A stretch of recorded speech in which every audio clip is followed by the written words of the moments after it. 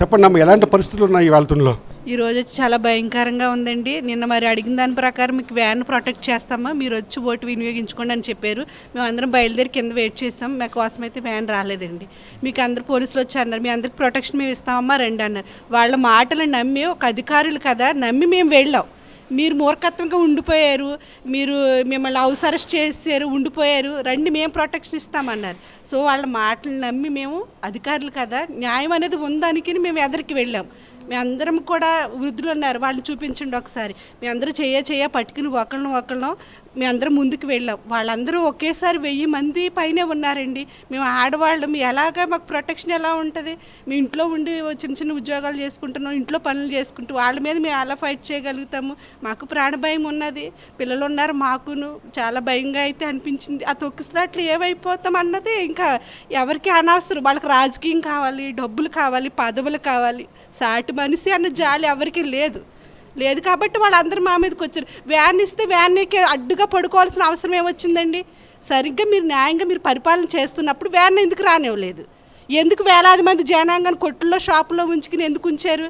ఇంక నిజంగా కౌన్సిలర్ ఒక ఆడవాళ్ళు, మేము న్యాయంగా పరిపాలన చేస్తామన్నప్పుడు మీరు ఓటు హక్కు పెట్టండి, ధైర్యంగా మీరు ముందుకు రండి. మీ వాళ్ళు ఎంతమంది ఉన్నారు, మా వాళ్ళ మీద ఓటు హక్కు జరిగితేనే కదా తెలిసేది ఎవరి స్ట్రెంత్ ఎంత అనేది.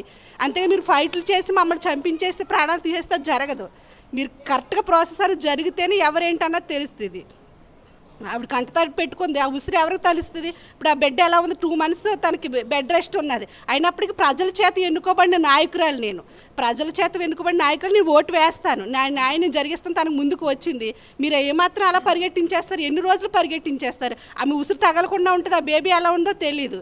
2 months బేబీతో పరిగెట్టిందంటే, బెడ్ రెస్ట్లో ఉండాల్సిన ఆవిడ పరిగెట్టిందంటే ఎలా ఉందో తెలియదు. ఆ ఉసిరి ఎవరికి తగులుతుంది? ఎంతమంది ఉసిరి పోసుకుంటారు? ఎలాగా మీరు దొరికేస్తూ ఉంటే మా ప్రాణాలు పోయే ఉంటాయి. మా బిడ్డలు ఉసిరి మీకు తగలకుండా ఉంటుందా? ఎందుకు? మేము చిన్న నాయకులుగా ఉన్నాం, మేము ఓటు వేస్తామంటే వేయించుకోండి, ఎవరు గెలుస్తారో చూసుకుందాం. అంతేగాని మమ్మల్ని భయపెడుతూ పరిగెట్లేసి మా మీదకు వస్తూ మాకు అధికారం అంతా పార్టీ మాది, మేము ఏమైనా చేయగలం, ఏం చేసేస్తారు? ప్రాణాలు తీసేద్దామని వచ్చారా? పొలు తీసేయండి, ఇక్కడే కూర్చుంటాం. ఎన్ని రోజులని పరిగెట్టిస్తారు? అలాగా ఎవరు ఎందుకు అరెస్ట్ చేస్తారండి? అరెస్ట్ చేస్తే మేము ఎందుకు పారిపోయి వచ్చేస్తామండి అక్కడి నుంచి? మిమ్మల్ని హౌస్ అరెస్ట్ చేస్తారు, ఇంట్లో పెట్టి మిమ్మల్ని బంధించేస్తారు ఇన్ని రోజులు అంటారు. బంధించేస్తే మేము ఎందుకు పరిగెట్టుకుంటే వెనక్కి వస్తాము? మీ ముందుకే వస్తాం కదా, లేదా మేము పక్కడికి ఎక్కి వెళ్ళిన తర్వాత మీకే చేతులు ఎత్తాం కదా. మాకు ఎందుకు, మేము మనుషులు కాదా? చదువుకోలేదా? మాకేం మాటలు రావా? చేతులు ఎత్తడానికి చేతులు లేవా? ఆవిడ మీద ఎందుకు ఏమని కేసు, రాజాగారి మీద ఏమంటూ ఈ కేసులన్నీ ఎందుకు పెట్టినట్టు? వదలండి, మమ్మల్ని వదిలితే మేము వెళ్ళి ఓటేసి అప్పుడు చెప్తాము.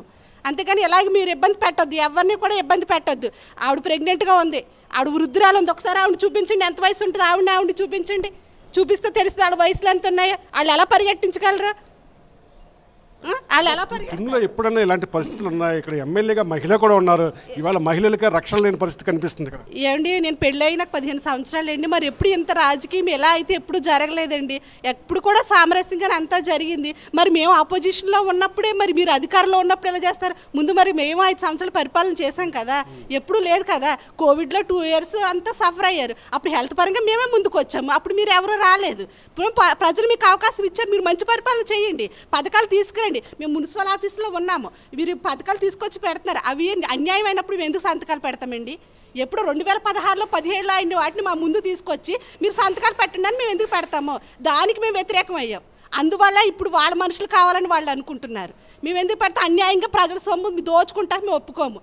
ఏం చేస్తారు? మహా అయితే ఈరోజు పంపించినట్టే పంపిస్తారా? పంపించండి, సిద్ధంగానే ఉంటాం. ప్రాణాలు ఎంతమంది తీసేస్తారా? వైఎస్ఆర్ పార్టీ వాళ్ళు అందరికీ తీసేస్తారా? తీసి మీరు మాత్రమే ఉండండి అయితే అధికారంలోను. మేము గొడవ ఆడటం లేదు, మా బాధ ఇది.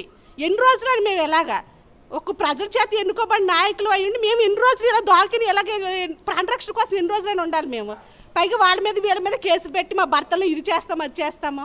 రౌడీ రాజకీయంగా చేస్తున్నారు ఏంటంటే? మీకు ప్రజలు ఓటు వేసింది సరైనగా పరిపాలన చేయమని. మీరు ఏవైతే ఉన్నాయో, మీరు ఏమన్నా హామీలు ఉన్నాయో అవన్నీ నెరవేర్చండి. ప్రజలు మిమ్మల్ని నమ్మారు కదా, అది నిలబెట్టుకోండి. అంతేగాని ఒక ప్రెగ్నెంట్ లేడీస్ అని చూడుకోకుండాను, ఆడవాళ్ళు పెద్దవాళ్ళు అని చూడుకోకుండా మీరు అలా చేయకండి. ఉసురు పోసుకుంటుంది ఖచ్చితంగా, ఆడవాళ్ళకి అన్నిటికీ ముఖ్యంగా తగులుతాయండి అవి. అంతలా బాధ పెట్టకండి. ఒక్కళ్ళు వీళ్ళేమో కాళ్ళేమో మిల్లాడిపోయేంత వరకు ఏడ పరిగెట్టించి నమ్మి మీ ముందుకు వచ్చాం కదండి.